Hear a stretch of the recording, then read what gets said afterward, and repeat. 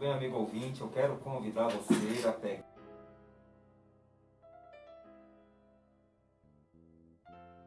O estudo de hoje é um estudo muito importante. Na verdade, o estudo de hoje ele é uma continuação, não é assim, pastor Fabiano? Uma continuação do estudo da semana passada. Semana passada o estudo era sobre a salvação pela graça e hoje nós vamos estudar exatamente acerca de como que Jesus ele efetuou esta salvação, né? Como que Jesus efetuou essa salvação no passado, o que Jesus fez no passado, o que Jesus está fazendo agora, no presente por nós, e o que Ele fará no futuro. Então, a lição desta semana, a lição de hoje, o tema dela é o Santuário de Deus. Vamos estudar o plano da salvação dentro do santuário. Mas antes disso, quero convidar você, amigo ouvinte, você que nos acompanha pelo Facebook, a termos um momento de oração e assim pedirmos as bênçãos do Papai do Céu para o estudo desta manhã. Feche seus olhos e ore comigo. Nosso Deus, Pai amado, queremos te agradecer pela oportunidade que nos concede de mais uma vez estudarmos a tua santa palavra. Queremos pedir, Pai querido, com que o teu Espírito Santo, ele nos conduza, ele nos dirija, ele nos ensine nesta manhã. Que a tua palavra, ao ser lida, ela encontre em nossos corações um lugar para morar. Nós te pedimos, Pai, em nome de Jesus. Amém. Muito bem, pastor Fabiano, eu quero começar aqui com a primeira pergunta que o nosso guia de estudo ele nos traz. Deus fez um pedido especial para Moisés, pastor. Deus deu muitas orientações ali para Moisés, mas ele fez um pedido em especial para Moisés. Pastor, que pedido foi esse? Muito bem. Ali, quando Moisés estava conduzindo o povo pelo deserto, Deus ele fez um pedido especial a Moisés. Esse pedido está no livro de Êxodo, capítulo 25, verso 8. Então, eu convido aí o nosso ouvinte a pegar sua Bíblia. Não importa de qual denominação você seja, se é católico, se é assembleia, se é da Assembleia, se é pentecostal, não importa. Pegue sua Bíblia. E você vai abrir no livro de Êxodo, o segundo livro da Bíblia, no capítulo 25, verso 8. O texto diz assim: E me farão um santuário, para que eu habite no meio deles. Deus ele apresenta a Moisés o desejo de estar no meio do povo.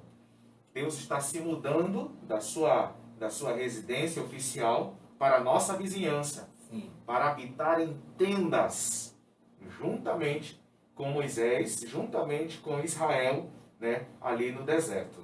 Então, esse foi o pedido especial que Deus fez a Moisés. Vocês vão me fazer um santuário, uma tenda, um lugar aonde eu possa habitar junto com vocês. Interessante, pastor, que nesse mesmo capítulo de Êxodo, capítulo 25, a gente tem pelo menos aqui 2 versos que mostram que esse santuário ele não foi feito baseado na engenhosidade, no conhecimento arquitetônico de Moisés, O verso 9 diz assim: segundo tudo o que eu te mostrar para modelo do tabernáculo e para modelo de todos os seus móveis, assim mesmo o fareis.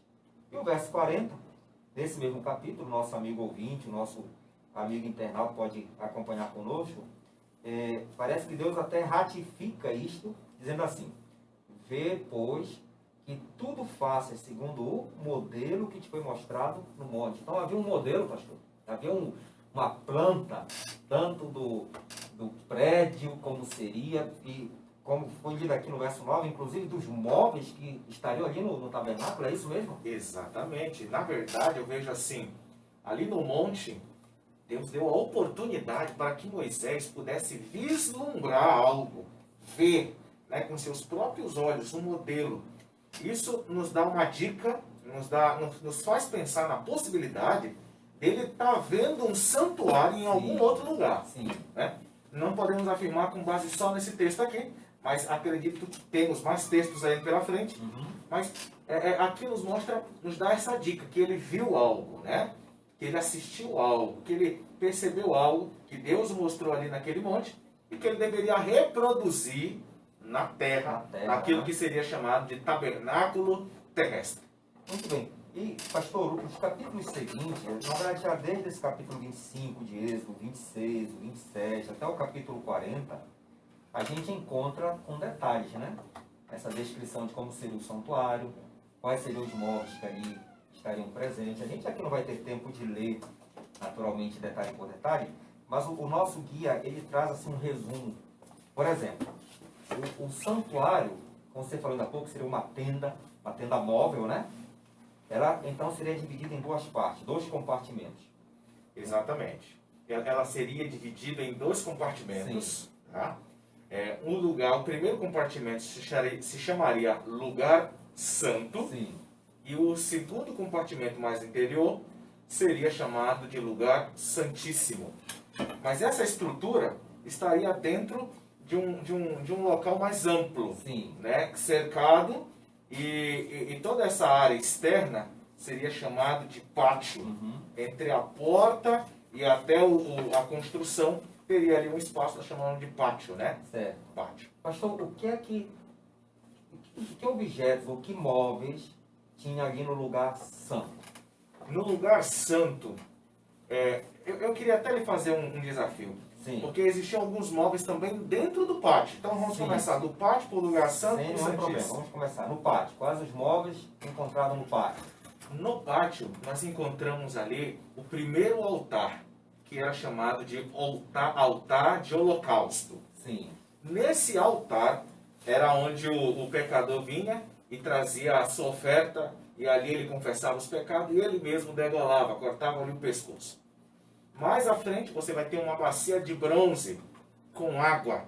Né? Toda vez que o sacerdote precisava entrar dentro do santuário, ele precisava lavar as mãos, lavar os pés, para poder fazer a entrada dentro do santuário. Isso era um ritual de purificação, pastor? Um ritual de purificação, para mostrar a santidade daquele lugar. Sim. Dentro do primeiro lugar, do lugar que nós chamamos de lugar santo, agora dentro da estrutura, a tenda armada, primeiro o espaço ali era o chamado lugar santo. Ali quem oficiava era o sacerdote, e ali tinha 3 móveis. O primeiro móvel, do lado norte, quem entra do lado direito, nós tínhamos uma mesa com 12 pães. Esses pães eram trocados semanalmente. Tá? Uma mesa com 12 pães. Do lado esquerdo, você tinha o que em hebraico chama-se menorá. Uma menorá, um candeeiro. Sim. com sete lâmpadas, né? Acesas. Aquela menorá, dentro dela era colocado azeite e ali sustentava o fogo. No centro, quando você chegava e olhava no centro, tinha um outro altar. Esse altar era o que era chamado de altar de incenso. O sacerdote vinha lá, levantava a gradezinha, colocava os incensos e ele ficava ali a queimar e lançar aquela fumaça agradável. Ok? Isso no lugar santo. Isso no lugar santo. E então no próximo compartimento, lugar santíssimo. Esse lugar santíssimo, ele era fantástico. Lá o sacerdote não podia entrar. Somente o sumo sacerdote podia entrar. Sim. E ele entrava uma vez no mês, no dia da expiação.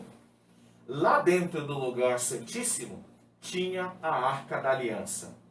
A Arca da Aliança que foi construída, ela... Dentro da arca tinha a lei de Deus, as tábuas de pedra. Aquela que foi entregue a Moisés. Aquela que foi entregue a Moisés, escrita pelo próprio dedo de Deus, com os 10 mandamentos registrados em Êxodo 20. As tábuas de pedra. Lá também tinha uma porçãozinha, uma vasilha com um pouquinho do maná. Sim. Que desceu do céu, uma representação de Cristo.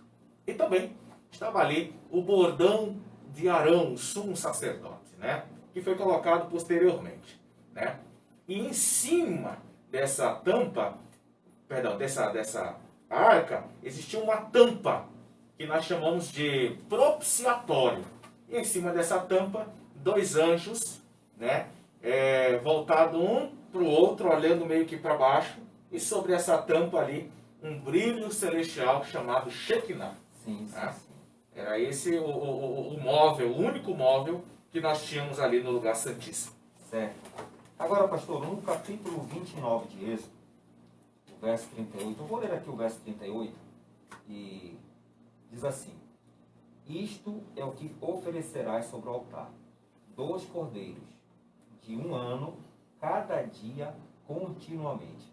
Pastor, o que consistia Qual era o significado desse ato de oferecer esses cordeiros de um ano, todos os dias, 2 cordeiros? A Bíblia mais à frente diz que era um pela manhã, um à tarde, e era um ato contínuo. O que significava isso, pastor? Essa era a obra contínua do santuário. O profeta Daniel, ele vai falar a respeito desse rito lá em Daniel, capítulo 9, né? Ali existia ali o contínuo, né? O contínuo. Na verdade, capítulo 8, desculpa. Capítulo 8. Ele falava sobre as atividades contínuas. Dentro das atividades contínuas, existia a oferta por todo o povo, que acontecia todos os dias às 9 horas da manhã, era o primeiro, Sim. né? Acontecia sempre às 9 horas da manhã, e acontecia o segundo pela tarde, às 3 horas da tarde. Tá? Essa era a oferta que o sacerdote fazia Sim. para expiação do pecado de toda a nação, de todo o povo, todos os dias. Tá? Então, é chamado aí do contínuo, o diário, né? Era uma atividade diária que deveria acontecer dentro do tabernáculo e posteriormente dentro do templo, né? Pelo sacerdote.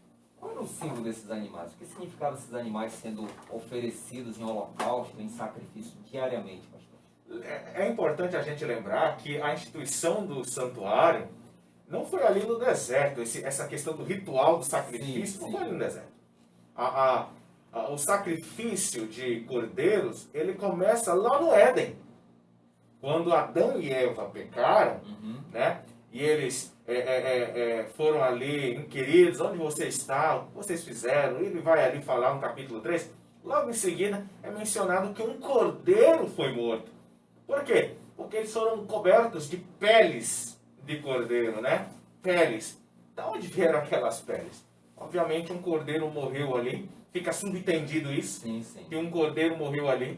E de acordo com os ritos, né, que nós encontramos, nós vamos ali para o capítulo 4 e vemos Abel também sacrificando um cordeiro, nós entendemos que, de fato, esse é um rito que aponta para Jesus Cristo, o Cordeiro de Deus, que viria no futuro para salvar toda a humanidade, para ser o seu substituto, para pagar a penalidade do pecado, né? Então, pastor, nós podemos compreender que essas instituições que Deus deu a Moisés com relação a essas cerimônias, elas tinham uma finalidade também didática, pedagógica, de ensinar o que aconteceria, apontava para um sacrifício maior, que seria o sacrifício de Cristo. É dessa maneira que a gente tem que entender? Exatamente. Ali era uma forma didática de Deus ensinar o plano da salvação. Sim. Para o seu povo e também para as futuras gerações e para todas as nações. Certo, né?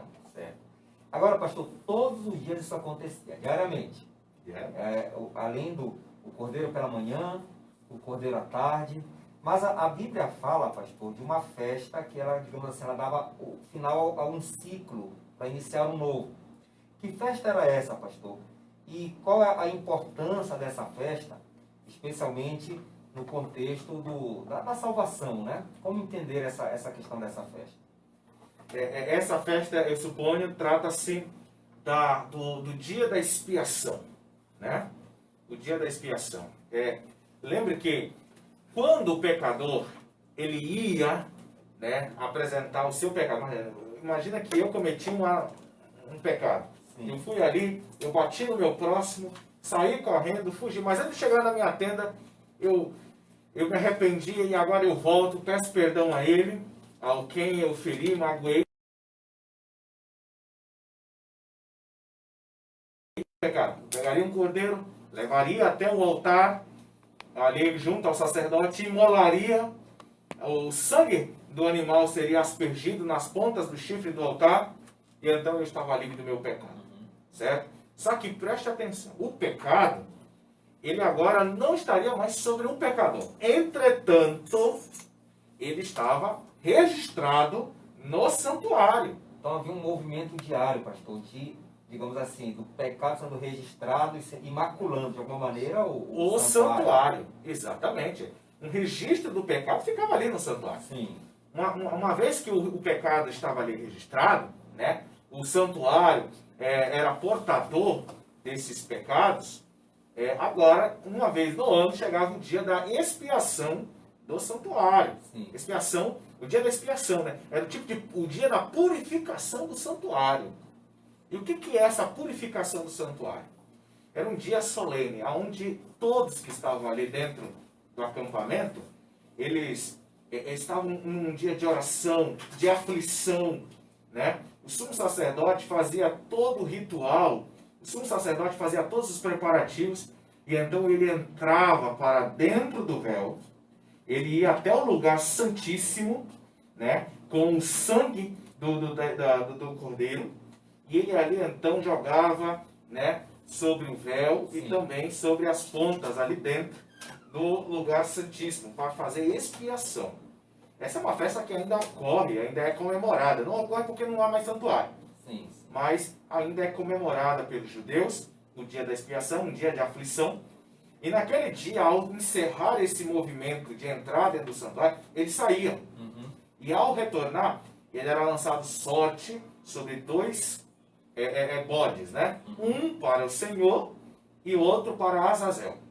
Aquele que era para o Senhor, ele era imolado, feito ali o sacrifício, e o outro, o bode Azazel, ele colocava a mão sobre o bode, e o bode era levado ao deserto, e lá ele meio que se perdia, morria. Sim. Ali pelo deserto, pelo calor do deserto, né?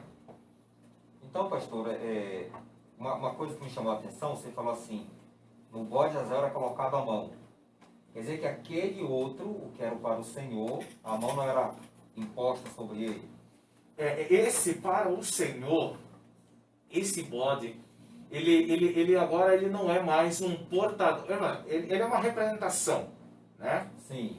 Mas esse que era imposto a mão sobre ele, no caso o bode Azazel, era agora transferido os pecados do santuário para ele. Para ele. A ideia teológica que quer se passar é que esse é o responsável, o primeiro responsável pelos pecados. E agora ele vai assumir, né? Sim. Todos os pecados que ele gerou, que ele levou-se a cometer os pecados dos seres humanos. Você está entendendo? Sim. Então ele era levado para o deserto e lá era dado fim nele. Não que alguém matasse ele morria, vagueando pelo deserto. Sim. Pastor, isso é algo importante, né? Porque assim, a gente fica imaginando um movimento diário. Eu, por exemplo, eu sou o chefe da minha família, né? Minha esposa, minha filha. E eu fico imaginando eu diariamente vendo o cordeiro sendo sacrificado pela manhã, o cordeiro sacrificado pela tarde, eu ali crendo que os meus pecados estão sendo transferidos para aquele cordeiro, o sangue daquele cordeiro agora carregando os meus pecados estão sendo transferidos para o santuário, não é isso? Mas uma vez no ano, que é o dia da expiação, agora era ofertado um animal cujo o seu sangue, digamos assim, iria simbolicamente purificar o santuário, fazer um movimento inverso. Porque durante o ano todinho o pecado estava entrando no santuário e agora, mediante o sacrifício desse animal, o pecado então saía do santuário. Perfeito, essa é a leitura, esse é o movimento que nós percebemos. Certo. Agora, pastor, segundo Mateus capítulo 27, verso 50, quando foi que evento, na verdade, ele marcou, digamos assim, a consumação do ritual do santuário terrestre? É importante frisar que todo esse ritual, ele é um simbolismo. Sim. De algo maior, de algo que está acontecendo na esfera cosmológica, do grande conflito, né? Nós sabemos que dentro desse processo, Jesus Cristo, ele é esse cordeiro que morre substituindo o pecador. O pecador que tem que morrer, tem que ser, ele sai ileso. E o cordeiro que é puro, imaculado, sem pecado, sem mancha, ele morre no lugar. Então, dentro desse processo, por exemplo, Jesus é esse cordeiro. E no livro de Mateus, no capítulo 27, tem algo que vai nos dizer e que vai nos mostrar uma... E é tremendo o que vai nos mostrar aqui. Vamos abrir aqui a Bíblia, no livro de Mateus, no capítulo 27, o versículo versículo 50. O texto diz assim. Se você achou aí, já fique atento. Vamos fazer a leitura. De novo, bradou Jesus com grande voz e entregou o Espírito. E eis que o véu do santuário se rasgou em dois, de alto a baixo. A terra tremeu, as pedras se fenderam.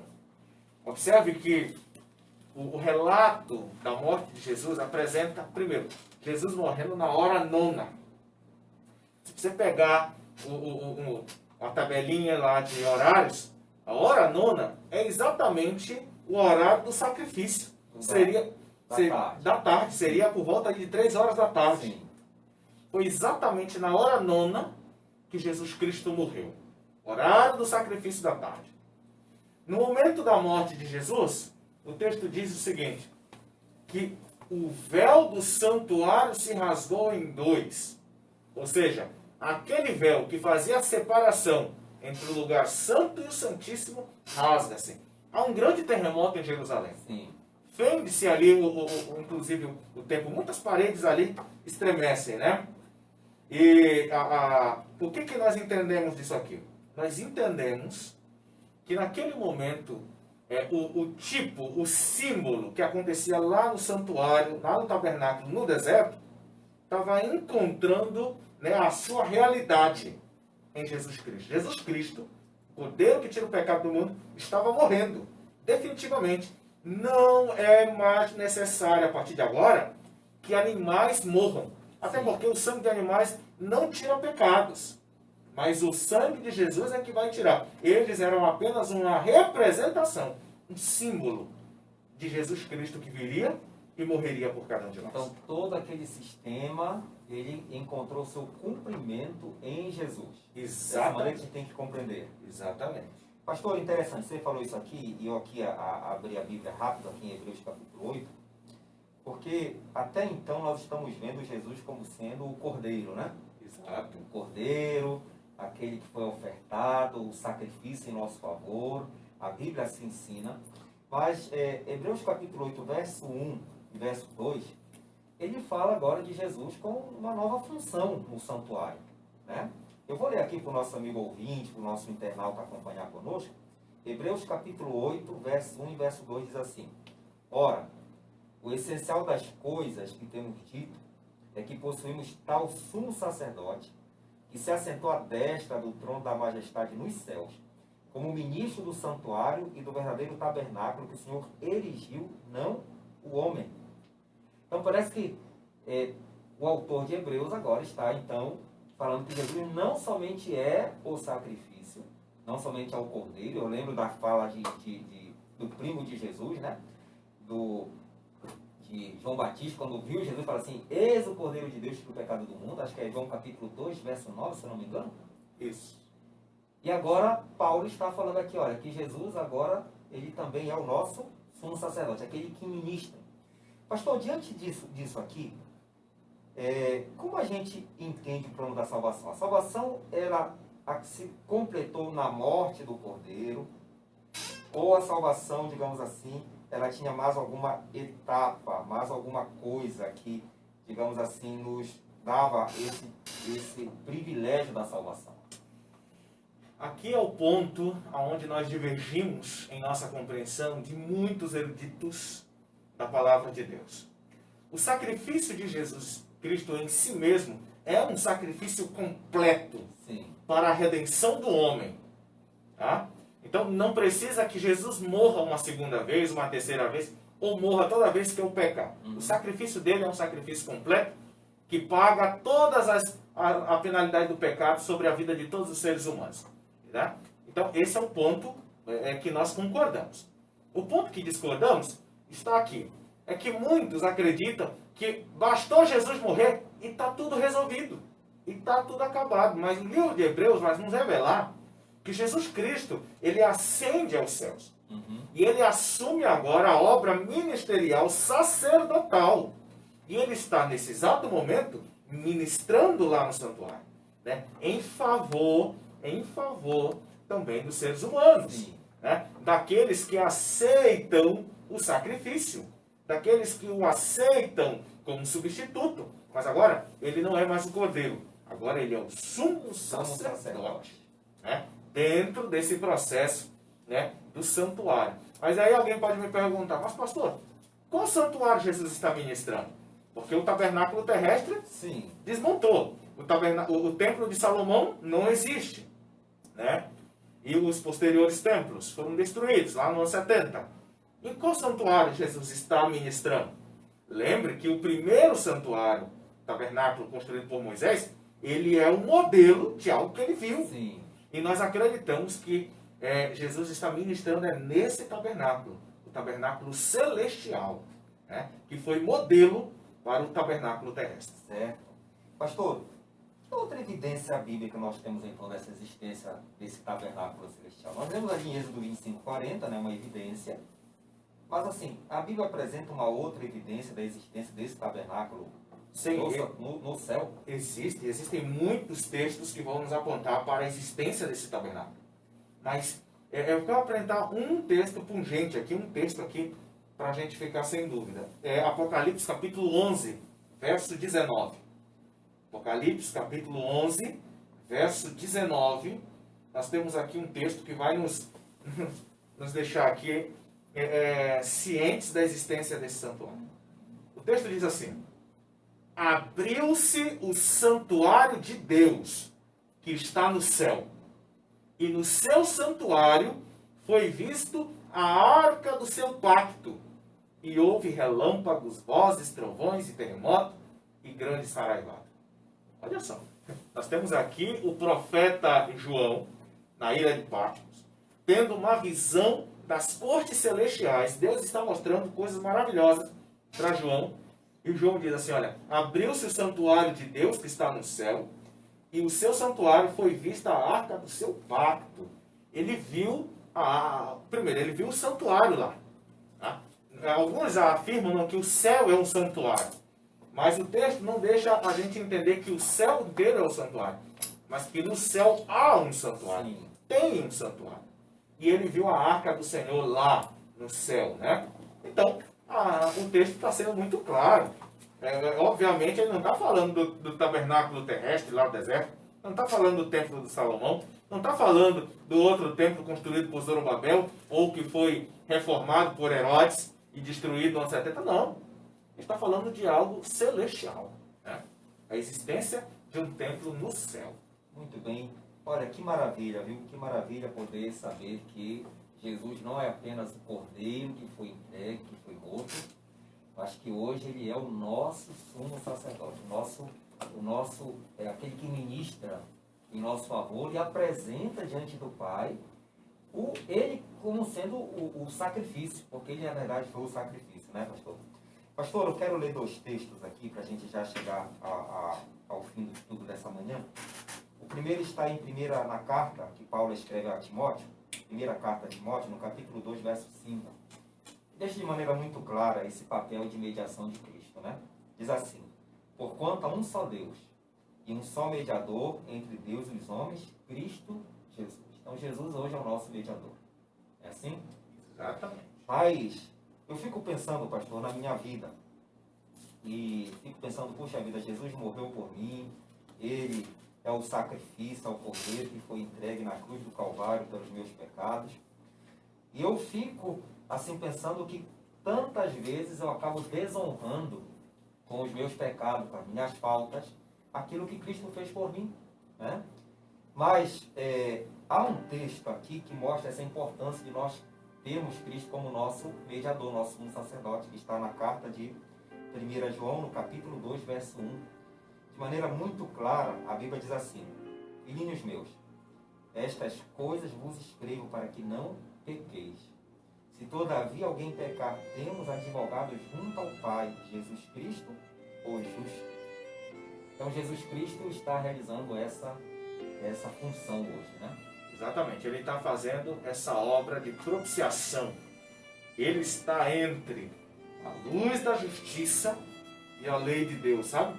Ele está entre aquilo que nos condenaria, né?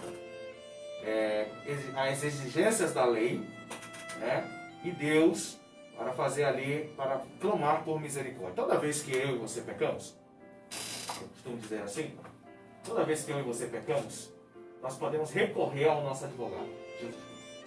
Nós podemos recorrer. E Jesus Cristo, ele vai intermediar diante de Deus, porque a lei é de Deus. Quando nós transgredimos a lei, nós estamos transgredindo não a lei do inimigo, nós estamos transgredindo a lei de Deus. E é por causa da transgressão dessa lei que nós somos merecedores da morte. Né? O apóstolo Paulo vai falar isso. O salário do pecado é a morte. E agora, uma vez que eu peco, uma vez que eu estou ali condenado à morte, eu vou até o meu advogado, o sumo sacerdote, meu intercessor, meu mediador, e ele vai apresentar diante do céu, né, o porquê que eu mereço a absolvição. E o que ele apresenta não é os méritos do irmão Daniel, não é os méritos do pastor Maito, do pastor Fábio, não. Ele apresenta os seus próprios méritos. Olha, eu solicito o perdão do pecado do Daniel, do pastor Fabiano, do pastor Maito, porque ele me aceitou e porque eu morri na cruz. Olha aqui, as chagas das minhas mãos. Tá? E quando Deus olha para o sacrifício divino de Cristo, ele aceita porque foi cumprida as exigências da lei. Tá? Foi cumprida as exigências da lei e agora eu aceito Jesus como meu substituto. E então eu alcanço misericórdia, alcanço o perdão, alcanço a absolvição. Tá? Então é assim que ele faz a sua obra de mediação. Muito bem, amigo ouvinte, nossos amigos que nos acompanham aqui pelo Facebook. Chegamos ao final desse estudo tão maravilhoso, esse estudo tão importante, e entendendo que o santuário terrestre, ele foi feito segundo o modelo do santuário do céu, o santuário celestial. Esse santuário era dividido em 2 compartimentos. O compartimento santo, o sacerdote oferecia cordeiros de maneira diária, continuamente, um pela manhã, um pela tarde. O Santíssimo era feito então uma vez no ano, que era chamado exatamente de Dia da Expiação. E ali então era feito o processo da remoção dos pecados que haviam contaminado o santuário. E que Jesus, ele é o verdadeiro cordeiro, todo aquele símbolo, todas aquelas imagens que podiam apontavam para a morte de Cristo. E que Cristo hoje ministra no verdadeiro santuário, que é o santuário celestial, e ministra em nosso favor. Então, amigo ouvinte, eu quero lhe fazer um convite nessa manhã. Você que nos assiste aqui pelo Facebook também. Eu quero lhe fazer um convite. Você crê na existência do santuário celestial? E se você crê na existência do santuário celestial, o convite é: você aceita Jesus como seu mediador, seu único e suficiente mediador? Você aceita o sacrifício de Cristo na cruz? Você aceita a intercessão de Cristo diante de Deus por você? E se você o aceita como seu Salvador, como seu mediador, então, meu querido amigo, você terá a oportunidade de, na volta de Cristo, poder ouvir: vinde, benditos de meu Pai. Deus seja louvado e que você tome essa decisão o quanto antes.